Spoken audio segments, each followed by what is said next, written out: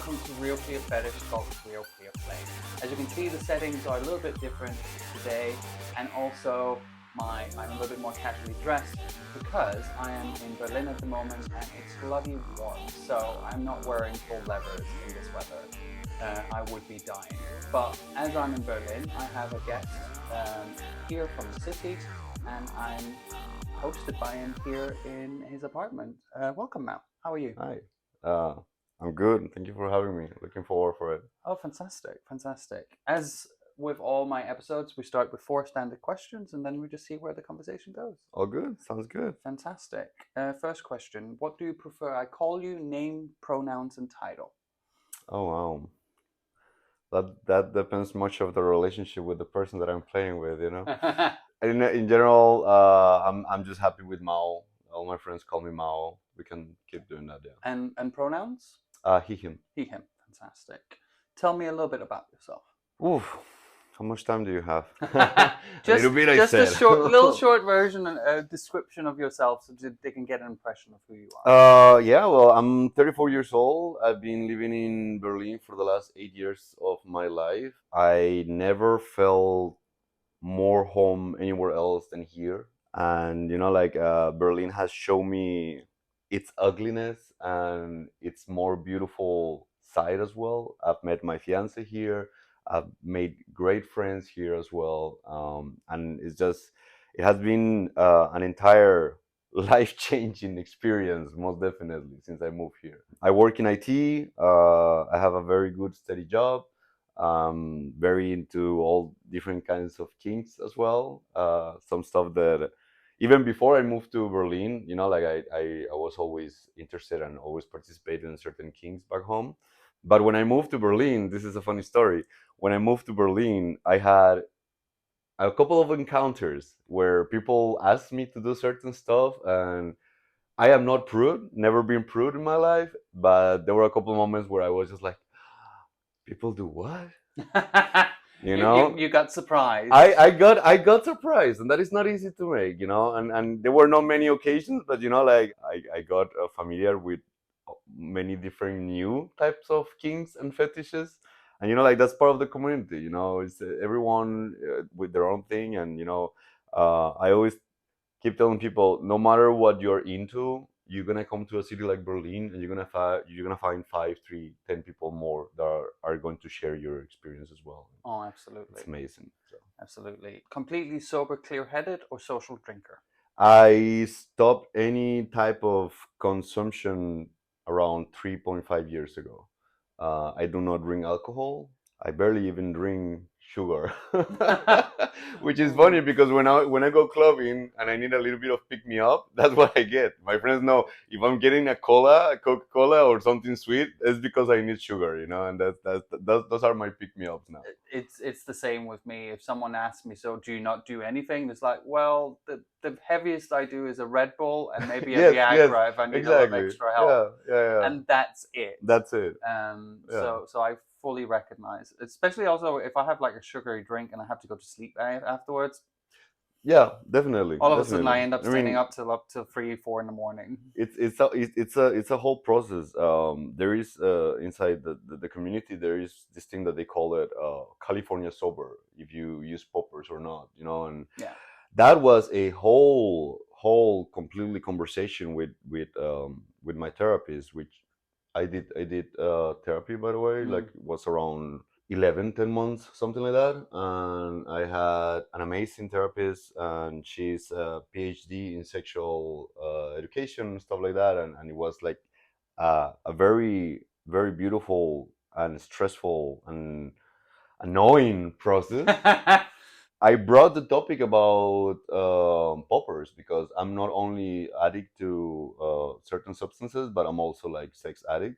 There was a whole conversation about chemsex and so on, and I brought the topic about poppers, and we were like for a whole, I don't know, 2 months just discussing poppers and what would be the effect and what would happen and so on. And she's super understanding, and one of the best tips that she ever gave to me was, you gotta try what makes you comfortable and what doesn't make you comfortable, because we talk a lot about the gay scene in Berlin.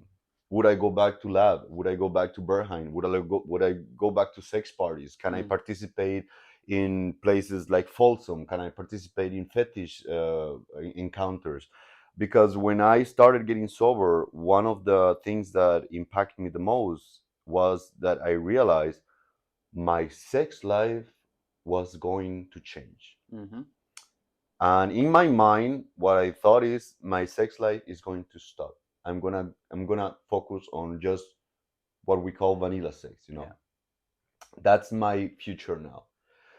For a sexually active 32-year-old guy, something like that, you know, like again with sex addiction and so on, realizing that, oh my God, you got to stop everything, was like very, very, very hard to deal with. Not only that, but also having to stop many connections, many friendships,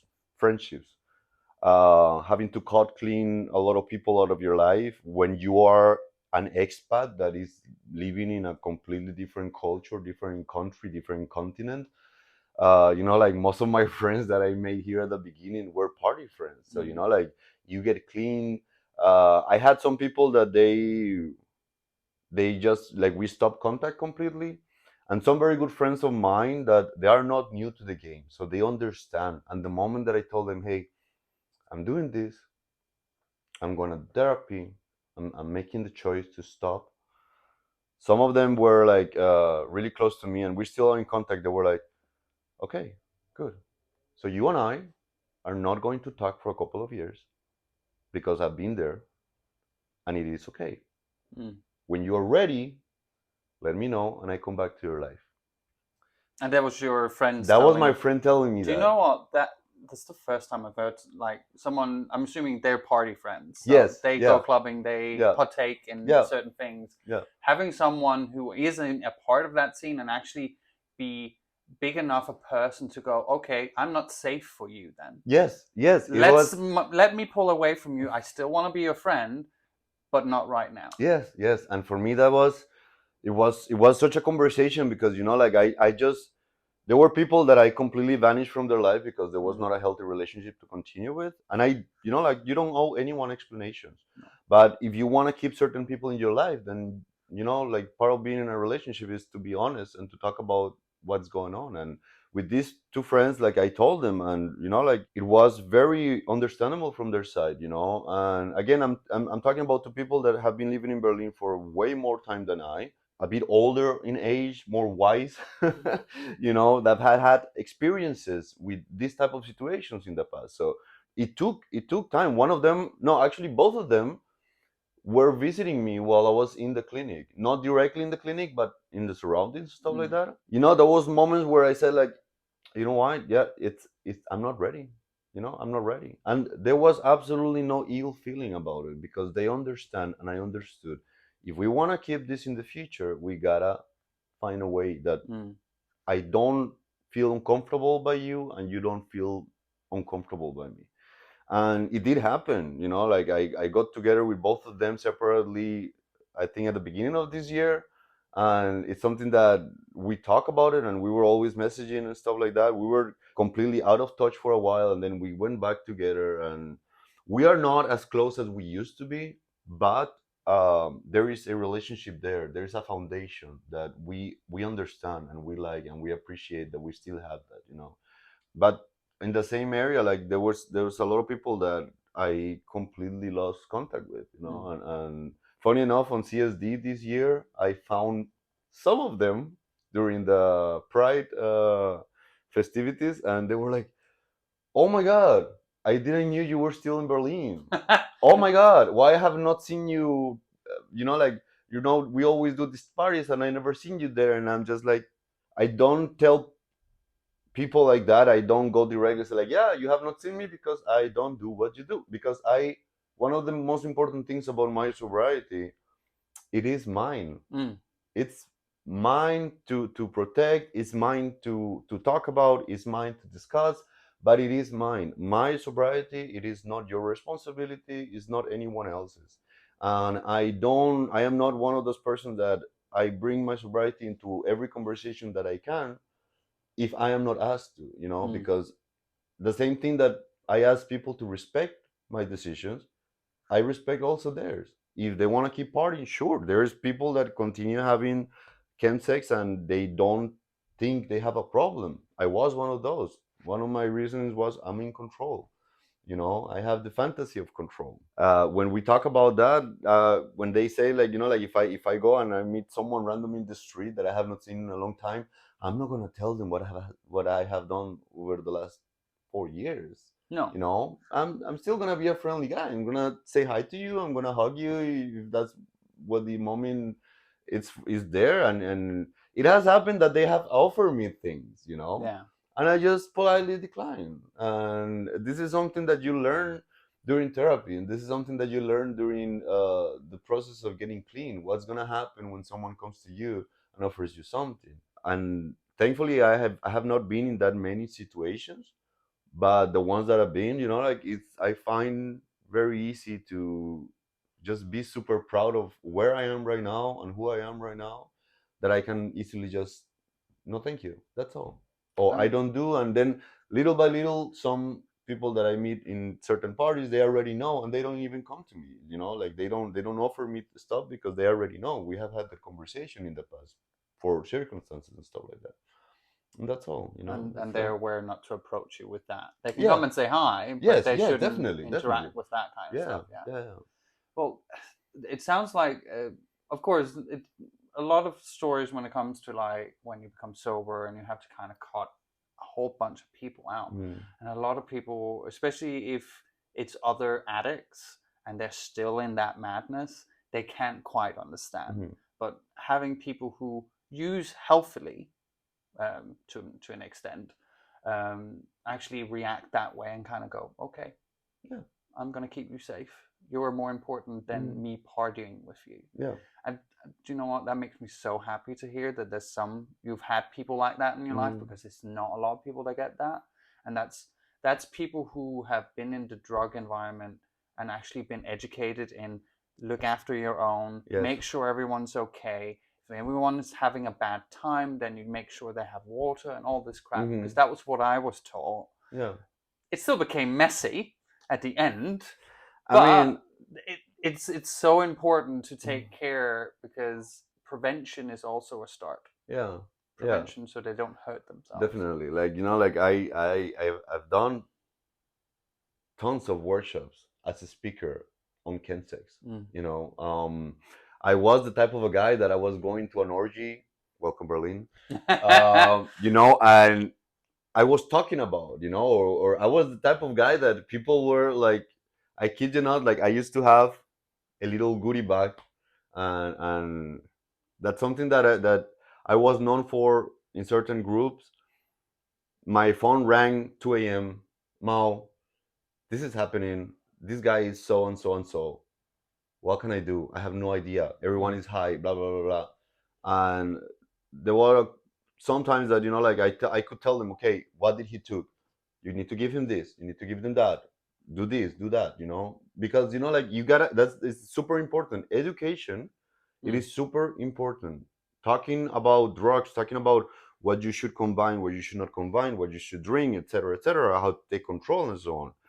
That's super super important. And, like, I've always proud myself of being the type of guy that was doing everything correctly, using the air quotes, because, yeah. When you're high, doing stuff correctly, it can all of a sudden disappear. Yeah. Yes.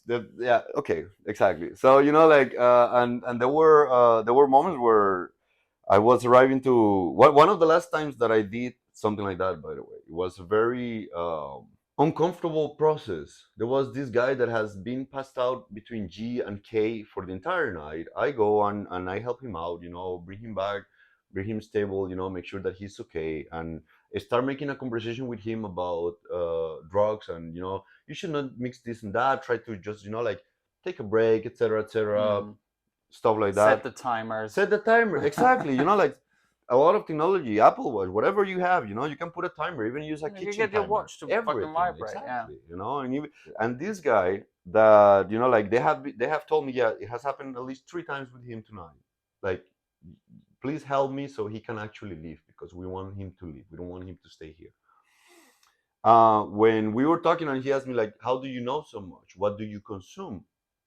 And like what I used to consume in the past was uh, crystal meth that Mm. was like directly injecting as well. That Mm. was my consumption. When I told this guy that, he was so shocked and so judgmental and completely unaware of the fact that he has been in and out during the last 6 hours.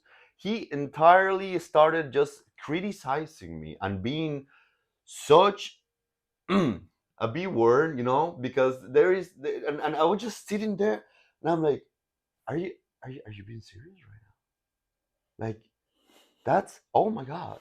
And then I just grabbed my stuff and I told the host, which used to be a friend of mine, and said like, please don't call me again. Like, deal with your own shit now. Like, I'm not coming back to this. I'm Yeah. done. And that was one of the last times that I did that, because I said like, I don't need anyone to tell me, and Mm. there is this circle of people that thing, because, oh yeah, I do keta, I do g, I do other drugs, I am certain type of gay, but at least I am not the type of gay that consumes meth. Honey, drugs are drugs. Yeah. There I, is a different process, and there is such a judgmental circle that thinks that I have a higher ground, I have a higher nose because I don't touch the stuff. When you are passing out every weekend because you don't know how to control G, you don't know how to control keta, you don't know how to control cocaine. So it's that's what was one of the things that I started getting out of this type of circumstances before I got clean. Because mm. there is like this drug is actually this one of the ones that just completely takes your life. I'm not saying the other ones don't, but like this one isolates you, and it is just such a completely opaque feeling that you get, and then feeling judged by the same community that is partying with you at the same time, same community that you're trying to help in your own way. Yeah. It's kind of like like more upsetting, and so on. It's the thing with the gay scene, especially around drug taking. We like to romanticize it Yes, of by course. using less abrasive words like slamming instead of injecting. Yes. We call it Tina instead of crystal meth, G instead of what it Yeah. might actually be.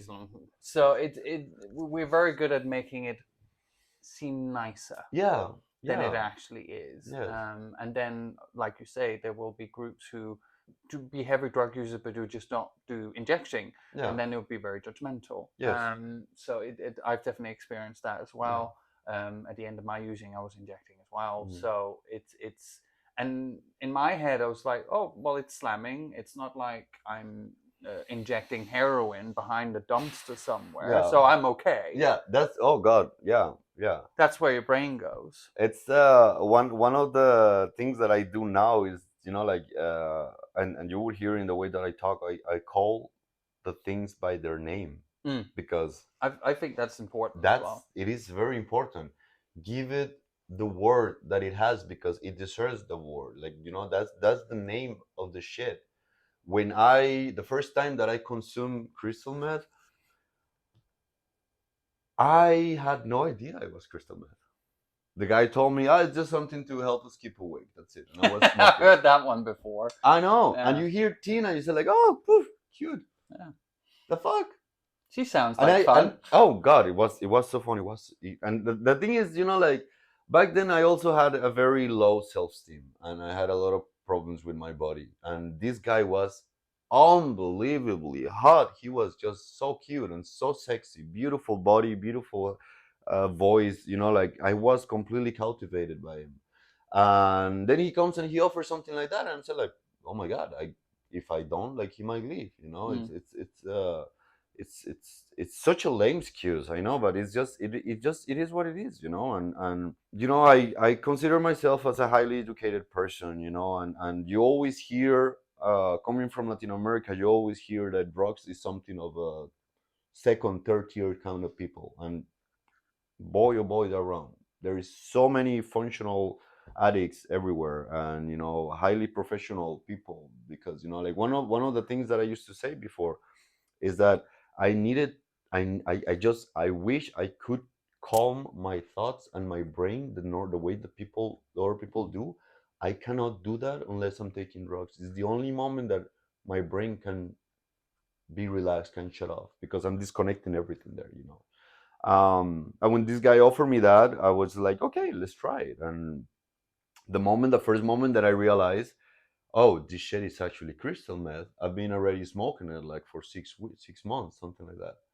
And you know, like I realized that, and it was such a shock for me. I remember I was reading something that has happened in Berlin, and then it was something in the news, and they were talking about Tina, and then they say, okay, that's actually crystal meth. That's how I found out Yeah. that it was actually crystal meth.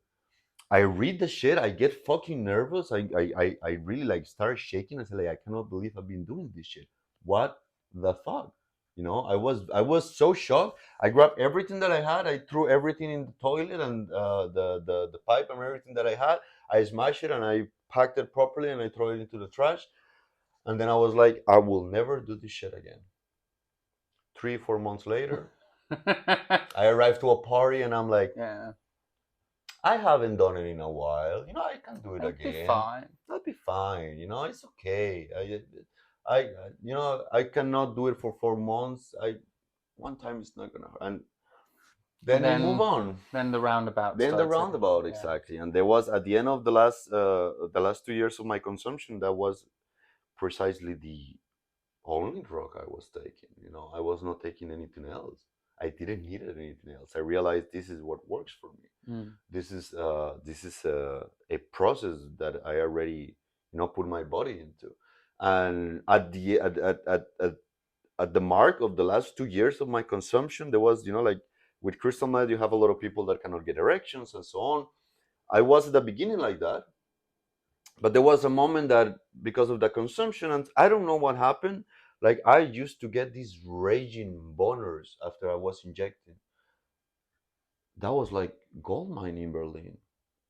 You're injecting and you're able to fuck, like you're able to actually, you have Oh and dear. you have a hard on like that, you know. And I'm like, yeah. And then boom, party here, party there, every weekend during the day. Like, you know, I had people coming to my apartment, we just partying and stuff like that, you know. And because it was such a, wow, you're able to do that, you know. And I was like, yeah, sure, you know. And it became very not helpful at all. Fun No. was fucking hilarious, you know, in that moment. And I say that now because, you know, one of the things that I learned during therapy that my therapist helped me realize was like, I was living in Berlin 5 6 years, and I did so many shit. I did so many stuff. I partied my heart's content. I consumed so many shit. I did so many parties, events, you called it. Like, I so many fantasies came true and so on. Until the moment that, and this is the reason why I stopped, until the moment that I met a guy, and you know, we've been playing for a while, and I don't know why I trusted him. I had just met the guy like the same day, you know, 24 Yeah. hours before. Yeah, yeah, yeah. And then he told me, I want to prepare the next injection for you. And I was like, sure, okay, go ahead, you know.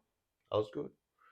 And this person put like a huge amount. Where I was, for example, on my last consumption, just to get you an idea, I was easily injecting 0.25, 0.30 of a gram, you know. And this guy put almost 45, 0.45, 0.50 directly. Mm. And I didn't even question it. I just did it. And, you know, like, even though it's not something you can actually die for, you, believe me, you definitely feel like you're dying. It's it's just the shittiest moment. It was so bad, and he was sitting in a corner looking at me because he was like, I just wanted to see what would happen to someone. How would someone react? And he was high himself as well, you know. I don't. It's not someone that I say, okay, that is his fault, because it was definitely my fault. But during that time, that it could have been 1 minute, it could have been 1 hour. Like my brain was going so many places. And one of the things that I did felt like I was dying. I felt that I was dying. I felt I've never had an OD. I've never had any critical moment besides having a keyhole now and then. I never had anything there because I was such a control freak of everything that I use. Mm. That in that moment, given everything that I knew, I thought I was ODing. I thought this is it. And my thought in my head was like, fuck, people are gonna find me. If I die here, they're gonna find me. My boyfriend is gonna find me in my apartment like this. My family is gonna find me in my apartment like this. You know, my family doesn't even live in the continent. But in my mind, I felt like, Mm. how could you? Like, I felt like I thought about my family reactions to he died of an overdose while injecting himself with crystal meth. Fuck, because they had absolutely no idea of any of that. Mm. And that moment was the pivot moment in my consumption life where I said like, this is just not worth it. I can't. I won't. And after that moment, it took a while. It took like 6 months before I started actually looking for help, and I did. And at the beginning of at the beginning of the pandemic, actually of the COVID pandemic, Yeah. I got an opportunity to go to a clinic. And right before I went to the clinic, I went to the clinic on a Friday, and on the Wednesday or Tuesday of that week, they were announcing full lockdowns everywhere. And I remember I called my best friend. I said like, I shouldn't go because like, what if they close it down? Maybe they're gonna close it. Of course, I was wishing they would close it. This thinking of I want to go, but if it doesn't happen, well, I Oh, try. yeah. At least you gave it a go. Exactly. Yeah, yeah, And he told me like, Mao, go. Just think about this. If you go and everyone is in lockdown, you go, you do everything, and maybe we're still in lockdown when you leave. He told me that as a joke. yeah. It Mm. was not a joke. I That's know. what happened. I am, like getting clean. It is such a hard process. It is such a hard decision to do that. For many people around the world, these years with COVID were like the shittiest years of their lives. For me, was the beginning of the best time of my life. Completely not related to the virus, of course, but for me, Mm. it was like the city that I've been for so long. Was like, you know what, you need a break, I'll give you a break. I got out of the clinic, the clubs were still closed. Many people have done that, like they go to clinics, they come back to Berlin, boom, 1 month later, 1 week. I don't, like it's something that I said I'm in recovery because I am in recovery. I haven't touched anything in 3.5 years, and Mm. I am very happy of that. I'm very happy with myself. But It's this is, it's an achievement yeah, because and I will commend you on that because Crystal is such a fucking yeah. nightmare to get away from, and this is I celebrated 6 years 2 days I ago. saw. Yeah, Congratulations on that thank you, because that's thank fucking. you. I saw that and you were like, "How did I do that?" Like, how? What are you asking? Of course, you know how you did that. But even at 6 years, I still have my moments where Yeah. it's like, oh, it'd be nice to go back, and then I hear stories. Mm. I hear horror stories. A Yeah. little bit like the one you just mentioned with the guy injecting you. Just like I just wanted to see what happened. Yes. And this is the crazy thing when you have people who are on this drug where inhibitions go, and your brain just goes these weird dark places. Mm-hmm. Of course, it's a horrible thing he did, but he's not in his right state of Exactly. mind. So you Yeah. do crazy shit. Yeah. Trust me, I've heard stories where it's even worse than that. Because I work with some on-off work with a charity called Controlling Chemsex in London, and it's purely online. So they have like presence on Scruff and Grinder and so on, and they have people contacting them. And some of the stories that come out is It's heartbreaking. I won't go through one of them, but one of them broke me for like 2-3 hours. They were just bawling my eyes Yeah. out because just someone's life got destroyed. Yeah. Um, And the thing is, even though we are on that path of recovery, like one of the things that it happens that I told my fiance this story because one time that I was just having a down moment, I told him like, this is like living with a huge shadow upon your shoulders, and it's a dark shadow that is behind you, and it's just waiting for you to fall down. It's just there, like, like kind of hugging you, because like some days I feel it here, some days I feel it like breathing behind my ear. It is something that I will have forever to live with. It gets easier, definitely. It does get easier, but also, like, because I'm a very responsible person. I get my blood check every 3 months, and and I'm also positive, so like I need to keep control and so on and so on.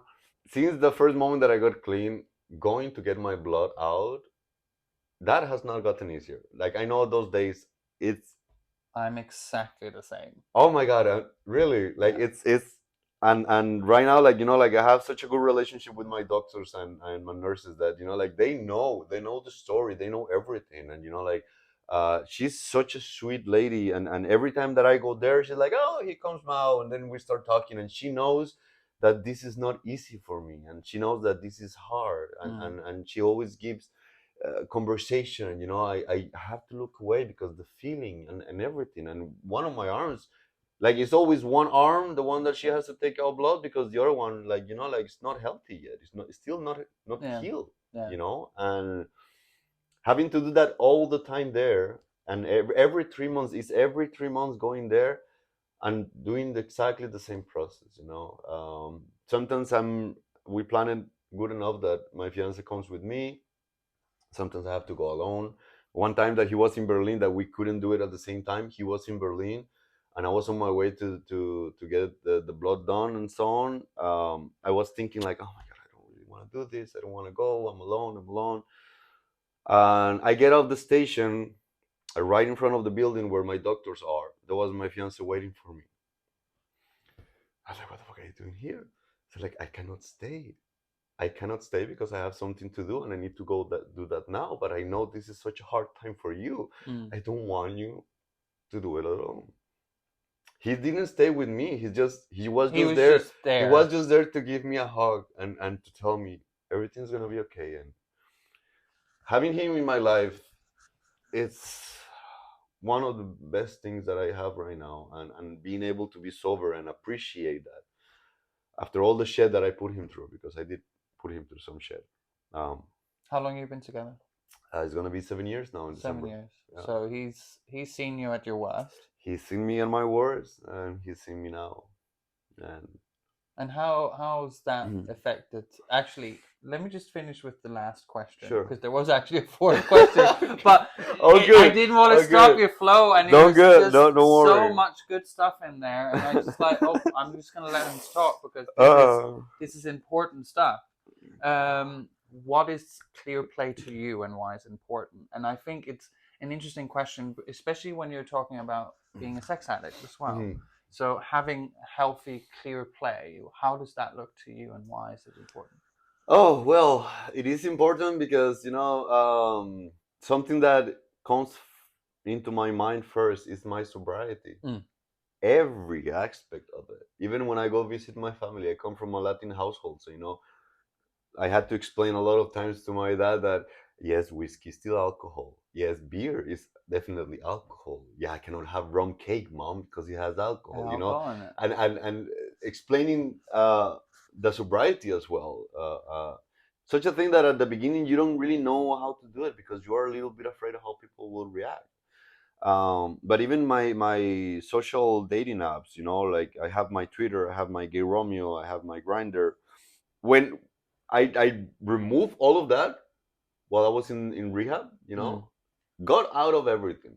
I didn't want to have any contact, I didn't want to have anything there. Plus, like, they kind of get that out of you as well. And you shouldn't. And my therapist, she Damn, woman knew everything. She was like, and do you have gay Romeo? And do you have this? And do you have that? And I'm like, you gotta delete all of that. And you know, they tell you what to do, but they don't force you because it has to be your thing. And that's one of the main things about sobriety. It has to come from you. No one can force you. No one is gonna take you by the hand. I did this for me, by myself, but I had a beautiful support around me. But the reason that I got sober was because of me. And I decided, and I'm aware that I am priority number one. So my sobriety, my self-esteem, my love, my body, it is the most important thing in my life. Nothing else is there. My sobriety and my life, my respect for myself, that is the first thing that it's on the priority list. Period. And I make clear that on all my profiles. And you know, like it's something that I talk about. I am a sober pig. I love to be who I am. And when people ask me about it, I talk about it. When people don't ask, you know, and you have always people that, even though it is clear on my profile, and I mentioned it 2 different times, and when people ask me, what are you into? I write a paragraph of what I am into, and I'm always finishing without Ken's. That's it. Yeah. And there's still people that say like, oh, is it okay when I take something? Like, it is okay, but then I will not play with you. There you go. It is okay when I drink something. Like, I'd rather you not drink alcohol. I don't want to force you to be sober, but it's just playing sober is such an ecstasy. It's such a beautiful thing. And it's for me, it's just the most important thing. To be able to meet someone, have a date, go to a club, do something, and remember everything the next day, and going to brunch, going to the gym, because you know, like being able to have a life the day after you party. Oh my God, what do I do with so much time? I love it. I freaking love it. I love it. Being gay, you know, depends on where you come from. There is so much years of your life that you couldn't be who you are, and that at least that's what happened with me. I came out when I was 20, 21 years old. All this teen love, all these young years, and so on. I didn't enjoy it the same as some of my peers. You know, we get robbed of this first love, first crush. You know, being able to express, to talk with your friends, with your family, with your dad, with your mom, to talk about all of these experiences. We don't have that. And you know, like now I have so much time, and I realize that there is absolutely nothing wrong in being who I am. And that's something that I learned while I was in therapy. That's something that I keep doing again. I am who I am, and I've met people, new friends, and made new connections because I am true to myself, and because I keep true to myself. And being me has opened me so many doors and asses and parties. And you know, it's just that's the thing, you know. It's just I find it's for me, it's just the most important thing. I'm curious because you mentioned sex addiction. It's not something that's been touched much on in my podcast because we're fetishists and we like sex and so on. Sure. So how do you feel like with sobriety and self-proclaimed sex addict, how do you navigate doing sex but also still keeping it at a healthy level? Because the problem with sex addiction, it's like food. You need food, you also need sex. Yes. It's healthy. Yeah. But how do you feel like, okay, now I'm getting to my limit. This is now where it starts getting unhealthy. Something that I don't know if this is politically correct. Yeah, I will try to put it in words, because I also, you know, like I don't want to say anything wrong. But one time talking about exactly about this issue or this situation with some friends, and even with my fiance, like I don't, out of the blue, I had this thought, and also talking with an ex user as well. We had a laugh about it, because you know, like there is the moment that I had this thought, like, do you know how I know that I am not like, or I have in control my sex addiction? He was like, why? I don't know, like how do you know? And like, and then I start thinking, because I said like, I it's just because I just don't have sex with everyone anymore. And he looked at me and he started laughing so hard. And I'm like, girl, when you're high and when you're a sex addict, you want to have sex, you look, you know. That's a dick. I'll jump on that. Yeah, Yeah. there were, like that, and you can find everything. That's something that I'm very selective now, and I only meet and I only play individually with people that know my story, that know me, or are at least willing to talk to me before. Something that while I was starting to play with people, completely weird. I don't know if you heard of this, but some people go on a date before they have sex. I know. I was just like, what? Can you talk before you have like I always, what? do you know what? I always, as much as I enjoy anonymous hookups and so on, but because I'm so wired to now, if someone actually suggests, "Oh, let's go for a coffee first," I was just like, that weirds me out because my brain is wired to because like Definitely. It is. that's a date. That's not sex. It is definitely weird. But some people that is perfectly normal, Yeah, and to be honest, meeting up with someone and actually seeing if there is a connection or a little bit of sexual chemistry. Yes. It's actually bloody reasonable. Yeah. Exactly. The amount of times I've done it the reversed when I was still using, being in love with someone in a session, you probably experienced like, oh my god, it's chemistry, and then you meet them afterwards and there's silence. You have nothing to talk about. Yeah. But even after 6 years, when someone kind of is like, oh, let's have a coffee, it weirds me out. It's like, yeah. what do you have like a corpse in a freezer at home? Is that what we're talking about? I'd rather just show up to your apartment without knowing you, going into the unknown. Yeah, at the beginning, that's a couple of things that I did just to help me ease into meeting people, because I was very nervous. One of my bigger fears is to accidentally had a relapse. I am scared shit for that shit. I'm really like, it is one of my biggest fears, because, and this is a sad reality, of all fetishes in the freaking world, there is people that get off on forcing drugs onto people, knowing that they are sober, or even if they have consumed, they get off because they just want to get someone else high.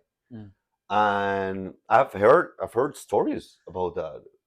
People all over the world, guys that just want to slip drugs into someone, and obviously not only in the gay community or a queer community, you have also in for straights as well. It happens as well. Women drugging men drugging women. Like that, it does happen. So one of my biggest fears is to have a relapse, because I decided to trust someone, or because I was not careful enough. When I go clubbing, I just drink water, and I'm vodka with my water, and I close it, and or I drink it right away. My Red Bull also drink it right away. Whatever I'm drinking, I am aware and I know where my stuff is, and I always cover my. Well, I don't really drink anything that comes in a glass, because it's no, like they don't serve cola or whatever in glasses here anymore. So everything is in bottles, so that makes it easier to keep safe. But one of my biggest fears is something like that. Like meeting someone and that person drugging me knowingly, or even if it would be by accident, because it also could happen. It could be intended for some. I don't know. Like there's sadly different possibilities, but there is definitely a group of people that likes to do that on purpose. There's been like also safe practices when you go out clubbing. It's like if you're into piss, you have to be really careful on who you drink piss from or get piss fucked, because if they're on drugs, it will be in the piss. Going clubbing and so on, yes, like you say, it can be unintentional. Yeah. It doesn't have to be like this big baddie with a little bottle in the corner spiking your drink. It can be completely unintentional. Education, people. Learn your shit. Absolutely. Because that from like I'm also into piss. I used to love it a lot, and it's something that I don't really have. That's something that I haven't done since I'm sober. At least not on my body. I've pissed on other people, and stuff like that, because You're a giver. I know my piss is clean, but I haven't received, because the same point. I am aware that like your pee doesn't, like your just body goes doesn't through. filter everything. Yeah. It depends on how you consume, what you consume, how long have you been consuming. Your pee is gonna be loaded. Hello, that's how they do drug tests, directly in your pee, because your pee still contains traces of the drug or drugs, and that's people, as you say, booty bomb. There's such a common practice because like you had someone that has just injected, please peace inside of me because I want to get high, but I don't want to consume the way that you consume, and like for me that's one of the biggest fears, to have a relapse and not being aware that it's happening, because there's people that then they accidentally drink something or take something, they realize, oh shit, I did something, boom, stop right there. People that go on relapse that last 10 years, a lifetime. Yeah. People that don't come out of a relapse. Yeah, and that's the scary bit. It's There's a lot of it's like, oh, I fucked up, I'll keep going. Yeah. Even after 6 years, if I ended up in that situation, I have no idea what will happen. I have no clue what my brain is going to do when that happens. Exactly. So we talked a little bit about your partner of 8 years, you said? 7 years. 7 years. How has that been? Just like don't say that. I think 6, 7 years. 6, 7 years. 6, 7 years. So how he's been a massive support. Yeah. Of getting an impression from that, but has it been really hard to kind of build like the trust and actually make sure that the relationship is healthy? Because it's one thing being the addict, but it's one thing being the partner of the addict. Oh God. And one of the things that they tell you at the beginning is like being in a relationship with someone that has not done therapy is hard. When I went to do my detox, for example, I didn't tell him that I was doing that because I was not sure I was going. And when I got the space, because like being a city like Berlin, we love to make lines, and there's waiting lists for everything. You want to get sober, there's a waiting list, definitely. Yeah. Which I've heard after COVID has gotten worse. But like there's great clinics all around. So I went to do this detox that is like 3 weeks, 2-3 weeks that you do in a hospital that is mandatory before you do like a normal, like a long period clean. Oh God, it's his story. I went there. The moment that I told him, okay, I'm going there, he was so happy. Of course. I mean, not of course, but he was happy because I didn't tell him that I was doing that until I was already doing it. I didn't want to tell him like, hey, I'm thinking about this, because I didn't even knew if I could trust myself, This experience in the detox clinic was horrendous, awful. This is, he went to visit me. I was there already for 1 week, and he went to visit me. He baked me a cake. He's such a sweetheart. He's a keeper. He's a keeper. Ask me what the cake was. Oh no, what cake was it? Rum and raisins. Rum and raisins. My sweet, beautiful boy. He brought me rum and raisins cake to a rehab detox clinic because, and I quote, "You're not here because of alcohol," which is true. That's fair enough. Oh my God.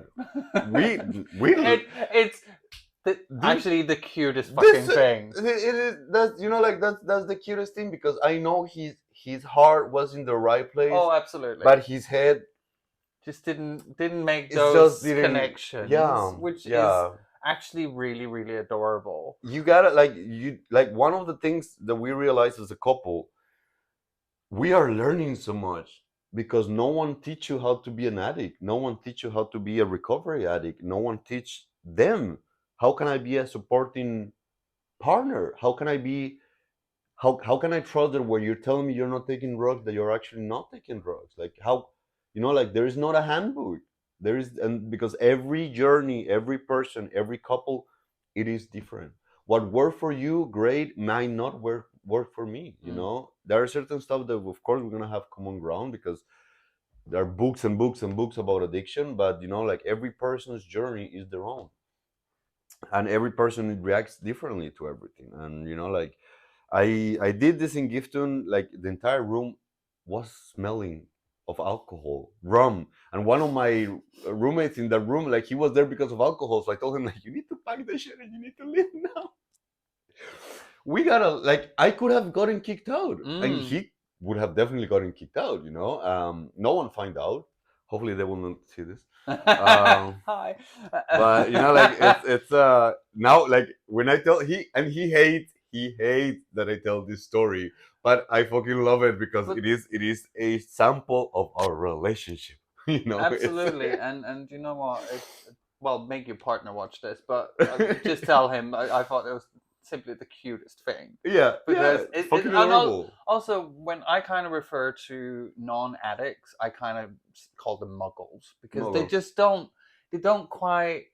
The intentions are good. Mhm. It- Yeah. Absolutely, everyone who has tried to help an addict has good intentions. No. Some are good, and some are bad. It's this whole notion of, like, for example, people host interventions.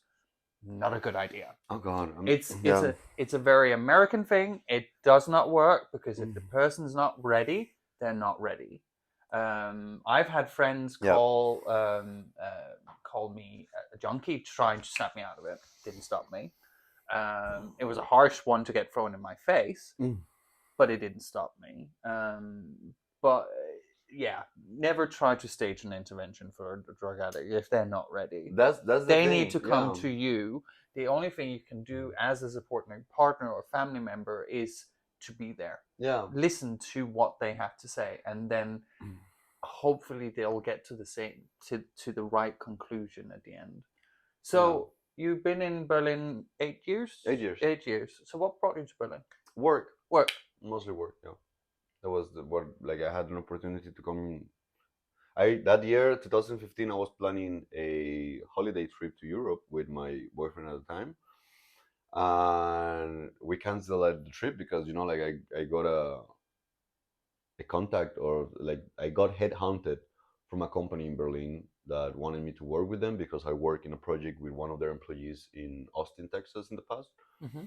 And they said, like, we like what you do, we like the way that you work, would you be interested? And I said, like, okay. We start talking in January, and by the end of February I already had signed my contract. And April 1st, 2015, I came to Berlin. And I remember that day very, very, very, it's very engraved in my head because I got to the temporary apartment that was going to be for the first month, and I get the key for the apartment. And I remember it was this moment in April where it's not winter, but it's like the middle of the spring starting, but not really spring, but it's like Cold this uncertain. spring. Yeah, Yeah. that actually, that day was the last day that there was like the cutest of the last snowfalls. Like, it was super clean, was like a movie. Yeah. And when I'm in my apartment, I remember I took my backpack and the suitcase and so on, and I took a breath, and that moment for me felt like I am breathing for the first time in my life, because I am somewhere where there is no a soul that knows me. My best friend was the HR that headhunted me. Like, Yeah. she's not my best friend. She was not, just for you to get an idea. For me, that was just such a freeing moment, because like, coming from Latin American country, a religious family, and so on. Even though at the end my dad was supportive, and my mom, she came round to the situation and so on. It's not the same. And when I left, there was when I told him that I was leaving, my mom, she kept telling me, "Oh no, you're not leaving." To the last day that I was about to leave, I said, like, "I'm leaving tomorrow." She did not believe it. Like, she was not really believing. Where my dad, which was the first person that I came out to, by the way, when I told him I was leaving, he just looked at me and he told me, like, the most beautiful words ever. So, like, all right, you go, do whatever you gotta do, live your life. If something bad happens, this is home. And those words from my dad, that was such a rush in the moment, because I said, like, he's with me, he's behind me, he understands why I'm doing this, and like, it's we have such a beautiful relationship now. The first time that he visited me, in Berlin, we talk about so much about me coming out and stuff like that, conversations that we never would have been able to have in Costa Rica. And like he's for me, he's one of my best friends. We are super close, and and it's nice to know that I have the support from my family now. But at the beginning, it was most definitely not like that. It was a difficult start. Yeah, difficult start. So did the drugs start when you moved here, No, or I had you was already I was dabbled there? yeah. I mean, I party kid, techno club kid. That's that we used to have private parties back home. But for example, like I never really like the hardest thing that I was doing there was like I did a couple of times LSD. I was more like a pothead, which actually after the gifting because I was after the detox, my idea was I just want to get rid of crystal meth. I want to keep consuming alcohol. I want to keep consuming weed. I just don't want to keep consuming crystal meth. And THC, like weed consumption, was actually the reason why I had my relapse after I got clean for the first time because I was smoking a joint and I visited my old dealer French. He was like, "Oh, so you're good?" Like, "Yeah, I'm good." And then he was like, "Is it okay when I inject in front of you? That's not a problem for you." And I was like, "Pops, that's your thing. You can do whatever you want." Of course, it was not okay. 5 minutes later, I was preparing my own Yeah. dumb shit. Well, that's it's kind of similar with me. This is one of the reasons I don't drink alcohol, because I will drink alcohol and then I'll get to here, and then I want more. Mm-hmm. Like your inhibitions are lower when you drink alcohol because that's the effect. That's why people do it because they release, they relax, whatever, Yeah. whatever. I'm sober and I'm clear of mind. If someone comes at me and tells me, "Do you want something?" I said, like, definitely not. If I would be somehow buzzed or drunk, I don't know if I would be able to say no because I don't know. That's the point. I don't know. I don't want to find out. There is way too much in the line for me to just play around and see what, because It's too risky. it's too damn risky. The detox process was so hard. Getting clean in the clinic, like and mostly like my German skyrocketed from that moment, by the way, because everything was in German. Doctors in German, therapy in German, and my main therapist, we were speaking in English, but everything else was German. The rest of the patients were in German. The most important thing about therapy is the group therapy as well, sharing stories, getting to know other people. All of that was in German. And for me at the beginning, it was so fucking hard. I really thought about quitting a couple of times because it makes no sense. Even finding the clinic was very a very stressful moment. My boyfriend, well, my fiance, he was helping me trying to find different clinics. One time he told me like, "I've called so many clinics, and when they tell me everything that they do, I just don't want you to go there because it sounds awful." And I was like, "Okay." Like, "Yes, I called one in Hamburg, and it looks like I know it's like a little jail, and you cannot even get visits." And I was like, "Okay, yeah." We visited a couple in Berlin because in Berlin, like being the city that it is, you have certain clinics around Berlin and in Berlin as well. I remember we went to one close to somehow in Schöneberg. We went to one of these open days. So you go, they talk to you, they tell you, "Okay, this is the clinic. If you decide to come here, etc., etc., etc."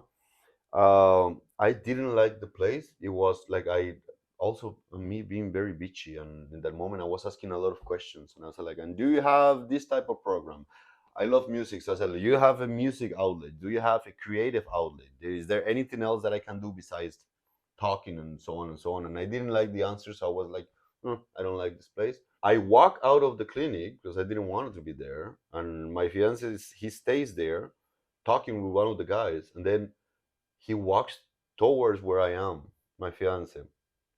When he starts walking away from the guy, he starts crying, and this is 1 meter 90 German guy that like I see him crying so heartbroken, and I could like, "Fuck, that guy told you what's going on?" And then he told me that the head of that clinic told him that he needed to let me go because it was obvious that I didn't want to get help. Those words broke him and broke me so bad because I said like I do want to get help and I'm trying to get it. We're trying like it's so hard to find what you think it might be the right place. One time I call like around February I get a call from the clinic that I applied while I was in the detox clinic and they call me and say like you want to get sober like yes are you still sober and I'm like and then he told me okay you need to be at least 1 month sober or having to do detox before you come here. And I was just like, all right. I went there, had one of these talk days. The place, beautiful. Spandau, very close to water. The moment that I went there, one of the patients that was there, he told me like, you look so cocky because I was like wearing my sunglasses and my Dr. Martens and like I was just like being like you'd be lucky if you had me. Like that I don't know, like just being again bitchy, Yeah. Hi. C'est moi. They give me the entire talk about everything. Short therapy, 3 months. Then you can do long therapy, 6 months. And then we have adaptation that is 4 months extra, etc., etc. And I said, okay, you know what? Let's talk about 6 months. I would like to do 6 months. So like, okay. I thought that was the easiest part, like just deciding all of that. And then they told me, I asked, okay, when can I start? And they were like, well, it's not that easy. You gotta go on a waiting list. And I'm like, waiting list? How many people are trying to get here? And they were like, no, it's not that type of waiting list. It's just that for certain weeks, we're gonna call, like, you gotta call us every Monday and you're gonna tell us, hi, my name is Mao. I'm still clean and I still wanna go to the clinic. So you have to prove to them. You gotta call them. You gotta call them once a week, every Monday. No, doesn't matter the time. Doesn't matter if it's Monday. Like once a week, you gotta call them, and you're gonna like reassure your spot in that waiting list. Yes, I'm still sober. Yes, I still want to go. She told me like that could be 2 weeks, 5 weeks, 6 weeks, 8 weeks. We don't know because we gotta wait until one per like because there are limited spaces, of course, and then all of that happened. And while I went and I got waitlisted, I didn't tell my fiance any of that. I didn't tell him because again, that moment I didn't knew when it was going to happen, when I was going to get my spot in the clinic. I had no idea, and I had no idea if I could keep sober that long because it is hard. So I didn't tell them. Week by week, I kept calling. I kept being sober. Maybe I was drinking alcohol, something like that, but not really like drugs. I was completely clean. By April the 3rd, that was on a Friday. That was no, by April 1st, I think, because coincidentally enough, also in April, the doctor calls me from the clinic and he says, "Hey, so we got a spot for you, but you need to get a." That was when at the beginning of COVID, where the only reason you could get a COVID test was if you were a valid contact to someone that it is actually with COVID. I'm talking the beginning of the pandemic, before, like, while the lockdown started and so on. You couldn't get it just because I wanted to check if I have COVID or not. Thankfully, like, we are, like, my doctors, like, we have a good relationship, and my doctor, he knew everything. He knew my entire drug history, because if you're not honest to your doctor, that's a problem. You gotta be honest to your doctor. Trust me, I've said that to many people. They need to know your shit.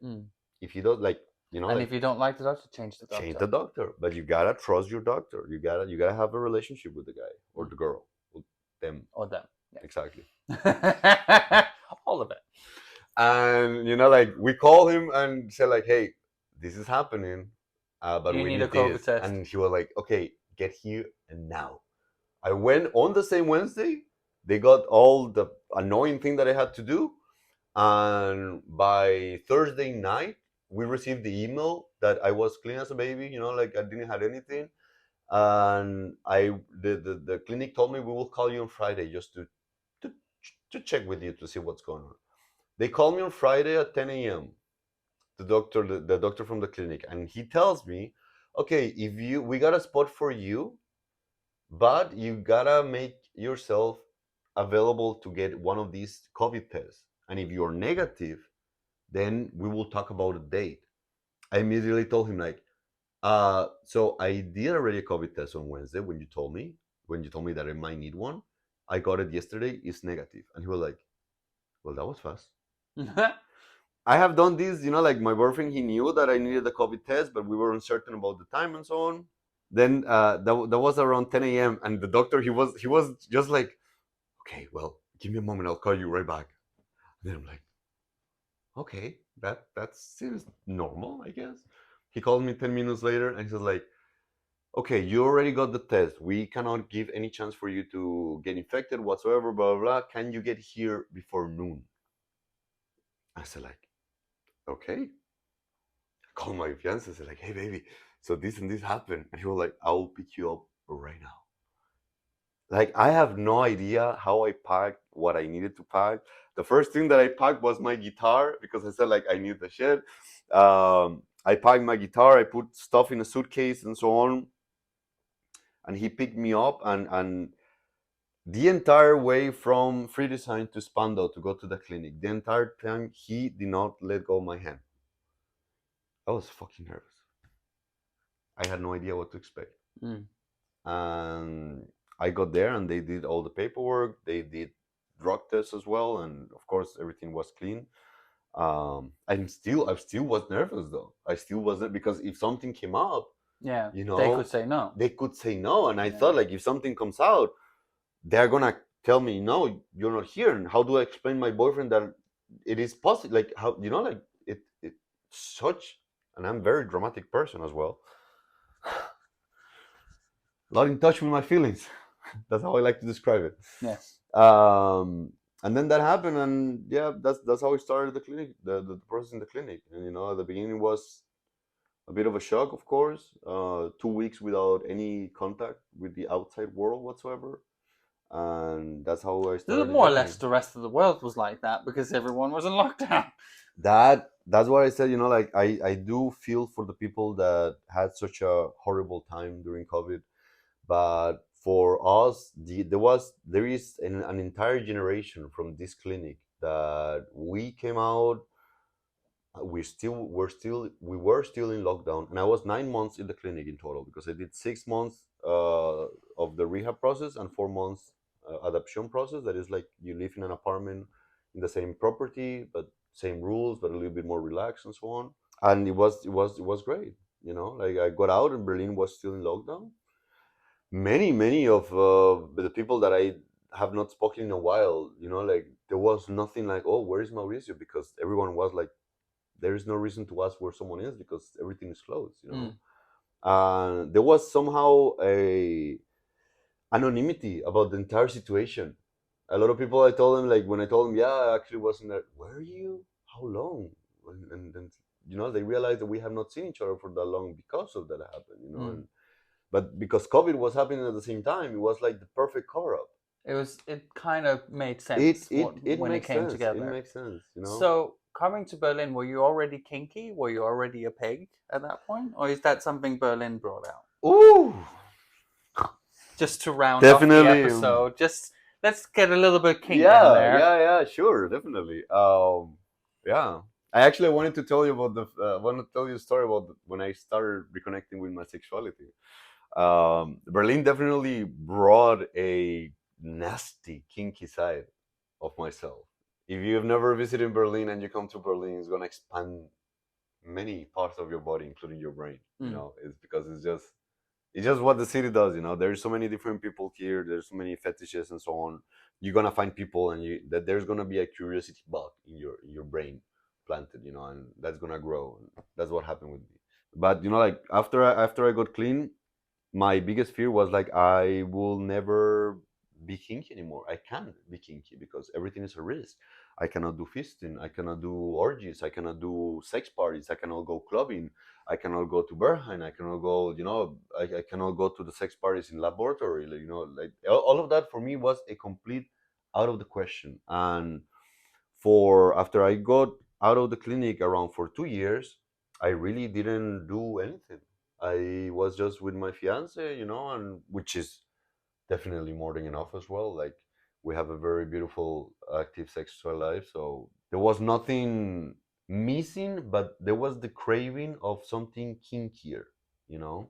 Mm. Even though we both are kinky, like there is a certain relationship that we have in bed as a romantic couple that like you don't. It's a different connection. It's a different connection, Yeah. and the first time that I planned to get fisted, I had already been playing with toys. For example, I had a very nice collection of toys, and I've been playing with toys all by myself. I started having dates little by little, but only sex dates. No, nothing kinky, nothing different. And then I had the opportunity to have a fist date. And after I realized, after I was playing with certain big toys again, because like you haven't played in such a long time, I was not even sure if I could do that.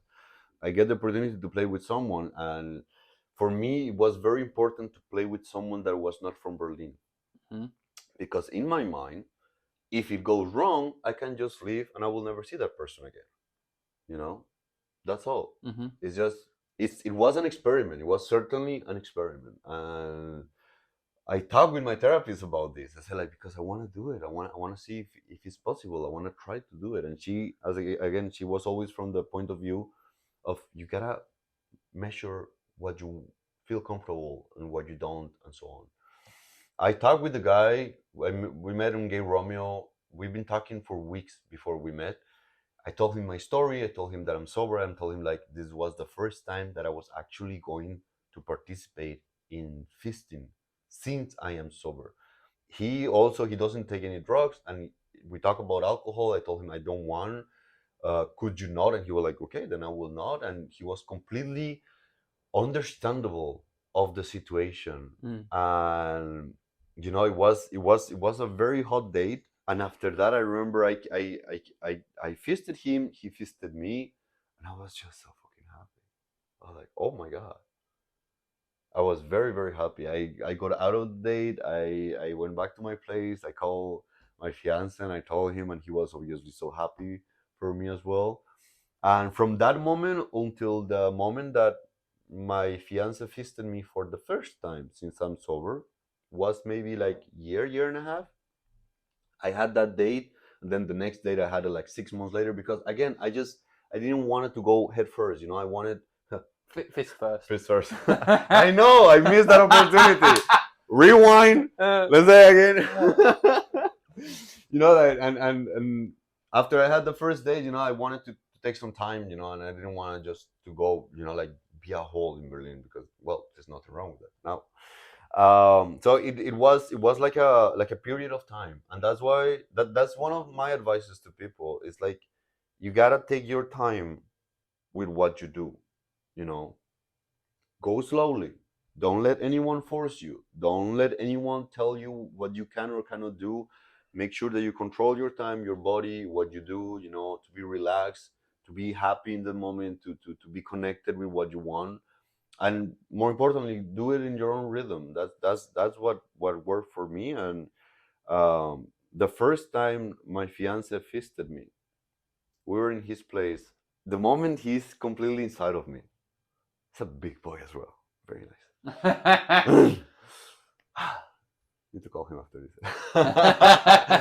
So the first time he fisted me, it was so different from all the guys that I've had already. He had fisted me in the past while I was consuming as well, but this time sober, when he was inside of me, I was very surprised. I was very shocked, and I was so happy. I just picture this: I'm laying on my back, legs in the air. His hand is, wrist inside my butt already, and then I'm there, and I just start crying. I just start crying. And he was like, "Are you okay, baby?" And I'm like, I'm just so fucking happy, because I was like, it's you inside of me, and I am sober, and like, and it was such a magical moment for us. It was such a beautiful moment because I said like, and I've told him that millions of times. I can go and have sex with different people in Berlin, but when you have that person in your life and you're able to connect to that person, the sex doesn't compare to absolutely anyone. It's just the two of you, or the three of you when they're troples, Or 4 or or 5, four as well, whatever. whatever moves your boat. But like for me, like since that moment and over the last year and this year as well, I've had more feasting dates that my entire past together. More intense, more beautiful, more nasty, more piggy, more, I don't know, opening. I got I Mind blowing. mind blowing as well. Yeah. I think when it comes to fisting, and I hear this a lot, when people become sober, just like, I'm never going to be able to fist again. That was I me. was just like, no, you can get fisted again, and it's a patience game. Yes, You yes, just yes, have to be yes. patient, and you have to Yeah. do it with the right people. Yeah. And right now, like I do consume poppers from time to time, but I still like I condition myself to do that right after or after already being fisted. That meaning like I like to get fisted completely sober without absolutely taking anything. Mm. And as the session progresses and gets more intense, then I might use some poppers and stuff like that. But it's not the main goal there. And the same thing happened. Like I feel very confident going to laboratory and going to other sex clubs in Berlin now because I'm aware of what I am and what I can do, and I'm happy of who I become in these last years. And like when I started my cleaning process, I realized that my sex life was going to change. I would have never thought it would have gotten this good. Like never would have ever. I thought it was going to change for the bad. Oh my god, have I changed my sexual life in the last years? I'm so happy. Fantastic. I'm so fucking happy, and it is something that I'm very proud of. Like I got double fisted for the first time like a couple of weeks ago. When that happened, I was telling everyone, all my friends, like this happened this weekend, and I was sober, fucking happy, and fucking proud of myself. And it was with a very good friend of mine, which made it even better. Fantastic. And it's something that like I don't recognize my sex life now. I'm so in awe of it, and I just love it and love it, and I love the peak that I've become. It is a journey that I am still on. I'm not getting off this wagon. I'm gonna keep going. Because that's what I want. I want to see where my life is gonna take me in the future. Professionally and romantically and kinky and so on. I'm just very very happy of how everything has turned out for the Fantastic. better, and that's Oh, fucking amazing. I'm so pleased for you, and just the joy you project, and like Yeah, the proudness of where you've thank you. gotten to. So I'm so happy to have had you on and Thank have you. this talk with you. And if anyone has listened or watched and something Mao has said that's touched you, where can they get a hold of you? My profile on, I forget that Twitter is not Twitter anymore. Thank you, Elon. X, Twitter, I'm whatever. gonna keep calling Twitter, like no Yeah. matter how much he fights for it. It's nonamefckrbln. So like that is the same one on Instagram as well. Yeah. Same on Gay Romeo. Try to keep the constant there. But yeah, and I'm always open to talk with people about this. Like I have had this journey has taken me to speak with different people that are on the same path or similar path as I am, or they want to start on that path. Like and we talk about it. I'm not at the beginning. I was very afraid of talking with people about it because I didn't know how people were going to react. But something that I learned is that my life story, my situation, it is mine, and I try to share my story as much as I can with people that are interested in it, because I don't want to shove my story. I don't want to shove on anyone's throat. My cock, yes. I'm a very horny person as well, super horny. I'm always happy to meet sober players, because it is also not easy to find sober players. No. In a city like Berlin, especially. Everyone for its own, of course. But it is very hard. But I have found very nice partners here, very beautiful partners, very knowledgeable partners as well. And it's something that I've enjoyed a lot. And it's as I always say, if you don't have fun doing something, you shouldn't probably be doing that. And I have fun doing what I do. And I can tell. like, oh I can my tell. God, yeah. You have fun. I have fun, and I also like, when I go to sex clubs or stuff like that, I'm always one that likes to put on a show, either because I am top or being bottom or changing. Like, I just fucking love to put on a show as well. Yeah, it's I'm very happy that I am able to go to these sex parties on and off. I have not yet done a house sex party. I was invited to one for Folsom, but I was very fearful of it, because like a friend told me, like, don't you think laboratory is like an orgy party or stuff like that? And I said, like, no, I don't see it. I mean, it is an orgy, but it is not a private orgy. It's literally a club. It's a sex club, so I don't see that as group sex, even though, like, you can get involved with group sex, but like, I don't see that. And when people go there, they do whatever they want. But if I'm in a house, I want to know that I'm in that house safe. In laboratory, I can leave anytime that I want to go. I can exit any situation that I'm not comfortable with. That's it. When you're in a house, it's a little bit different. I think it's so important to know your boundaries, Yes, especially exactly. in recovery, and know Exactly. what's healthy for you, Exactly. and so on. I'm still, like, one of the things that I still want to do, and I hopefully would happen soon, right? Is to have like to organize a sex party or a feasting party with people that are also sober, because I am dead certain I am not the only one that is in the same area as I am, trying to find sober players and so on. And I've had people that, because of my Twitter or my Instagram as well, or my girl Romeo, they are visiting Berlin and say, like, hey, I'm sober too, I would like to play with you, can we meet? Let's talk, let's meet, and to make new connections, and that's always great. Absolutely. Yeah. Thank you very much. And this was this week's episode with Mao, and it's been an absolute joy to talk to him, talk about his recovery and his journey as a pig in Berlin. So I'll see you next time. Bye. Ciao.